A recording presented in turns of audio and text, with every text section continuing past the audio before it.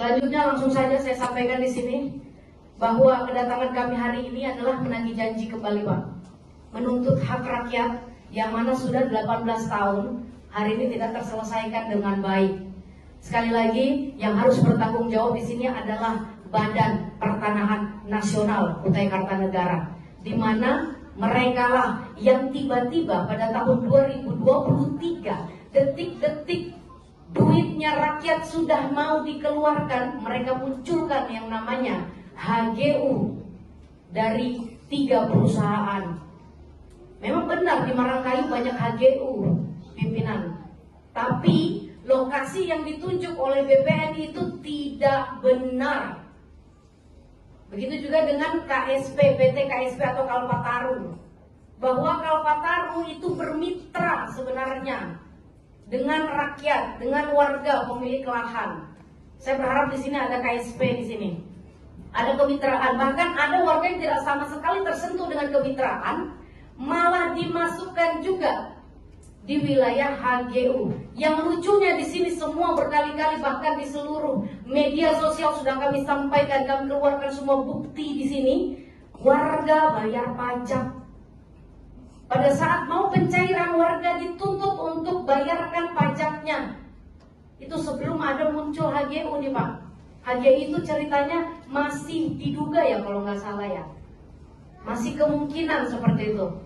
Mungkin para mantan kepala desa di sini paham sekali, dan mantan Pak Camat di sini juga fasih sekali, dan katanya sudah berjuang kemarin.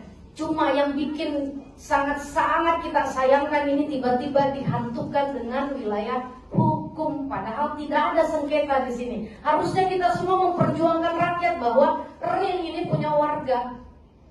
Tidak perlu lagi, kalau memang konsinyasi itu cuma ada beberapa hal yang bisa disampaikan sebagai konsinyasi. Ketika memang warga tidak sepakat dengan angka, faktanya warga semua sepakat dengan angkanya. Ada beberapa memang Pak, karena apresialnya tidak turun atau KJPP-nya. Mungkin lupa kita saat saya juga mencari di mana KJPP-nya ini. KJPP-nya tidak pernah ke lokasi Pak. Tiba-tiba angka dikeluarkan. KJPP-nya KJPP-nya telepon warga, fotokan rumahnya, warga disuruh antar fotonya ke BPN. Pada saat sampai di BPN disebutkan angkanya, terus disuruh menggugat ke pengadilan. Ini kurang ajar sekali nih para pejabat ini.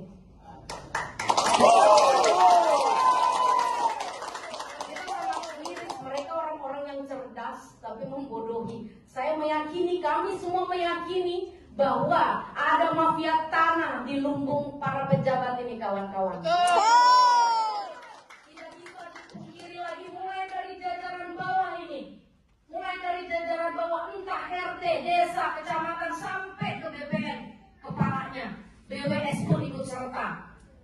Dan buat kami, PTPN dan KSP itu menjadi tuyulnya mereka. Dari awal warga dibawa sampai ke kementerian. Nyatanya di kementerian hanya huru-hara, jalan-jalan apa segala macam. Pihak dari kementerian itu deputi, saya lupa namanya, ada fotonya tahun 2010 atau 2020 kalau tidak salah, nanti kita akan cross check fotonya bersama. Itu mereka dijanjikan tidak ada HGU. Bahkan alhamdulillah di sebelah kiri saya Pak pimpinan ada, manusianya masih hidup alhamdulillah. Beliau tahu persis dokumen, beliau lengkap. Ada berita acara tahun 2015 menyatakan tidak ada HGU. Ini berita acara yang sudah ditandatangani. Dan ada juga untuk PTPN ini. PTPN ada perwakilannya. Ada surat langsung dari Bupati Bapak Syaukani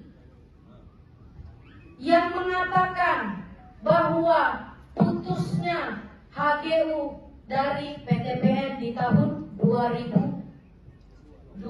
Berapa?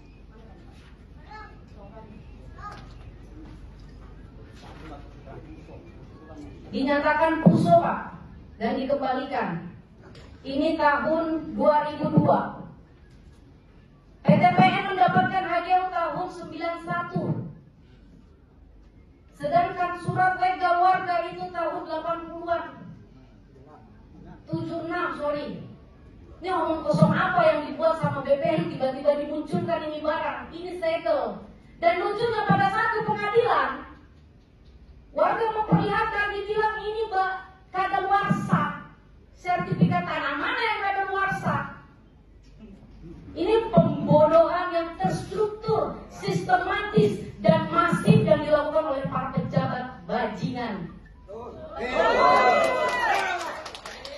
Ini kasar sekali karena layak memang Pak. Ini 18 tahun luar biasa. Saya nggak pernah takut. Saya lucu sekali juga pemerintah daerah setempat ikut-ikutan bodoh atau memang bodoh, saya nggak ngerti. Warga didatangi apresial dan tim jurusita memperlihatkan berita acara. Wartawan mungkin ada di sini, tolong disimak ini baik-baik. Pengadilan datang mengirimkan apresial, turun ke lapangan, turun ke Bunga Putih, dan turun ke Desa Sebuntal, membawa berita acara. Bahasanya Pak, Bapak Ibu sepakat ya dengan angka ini. Ini warga kita anggap bodoh, tidak bisa membaca. Ada yang bisa membaca, mau membaca dilarang membaca Pak. Oh iya sepakat, tidak ada yang menolak di situ. Tanda tangan di sini Pak, tanda tangan mereka, itu berita acara Pak. Setelah 1 minggu kemudian datang lagi ini Pak Bambang ke warga, apresial nih Pengadilan Negeri Tenggarong. Datang lagi, ditolak sama warga karena warga sudah baca. Kok ini penolakan? Kami tidak pernah menolak. Ini seolah-olah memaksa warga untuk menitipkan uangnya mereka ke pengadilan. Makanya terjadilah konsinyasi, padahal tidak pernah ada penolakan. Akhirnya dikuasailah dana itu di pengadilan. Ini kita harus buat semuanya. Pak Ekson tahu persis sejarahnya seperti apa. Pak Ekson hadir pada saat di pengadilan. Dan lucunya keluar warga pada saat pengadilan pertama Pak. Keluar warga, tiba-tiba ada satu orang yang kita, bukan warga mereka, dia bilang kita kalah. Ini lucu ini.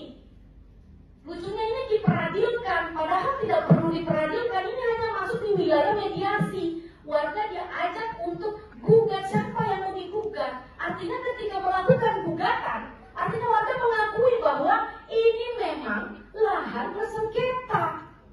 Warga tidak paham Pak. Akhirnya sekarang katanya ada lagi rujukan untuk naik ke kasasi. Saya bilang tolak. Gak ada hubungannya sudah itu. Secara hukum ini gugur. Karena kalian dibodohi habis-habisan. Bahkan pengacaranya tidak pernah datang rembuk dengan warga. Kita berterima kasih dengan orang-orang yang sudah membantu warga untuk membayarkan pengacara. Tapi tidak seperti ini pengacara yang diturunkan. Saya minta maaf dengan teman-teman advokat di sini kalau memang hadir. Kita bukan mencederai, tapi faktanya ketika kalian punya klien, ditemui muka klien kalian, lihat jerawatnya ada berapa di dalam mukanya. Jangan sekedar tiba-tiba masukkan ini juga naik apa banding itu 14 hari. Ini sudah berapa bulan tiba-tiba kami ribut baru muncul banding, lucu ini. Lucu sekali ini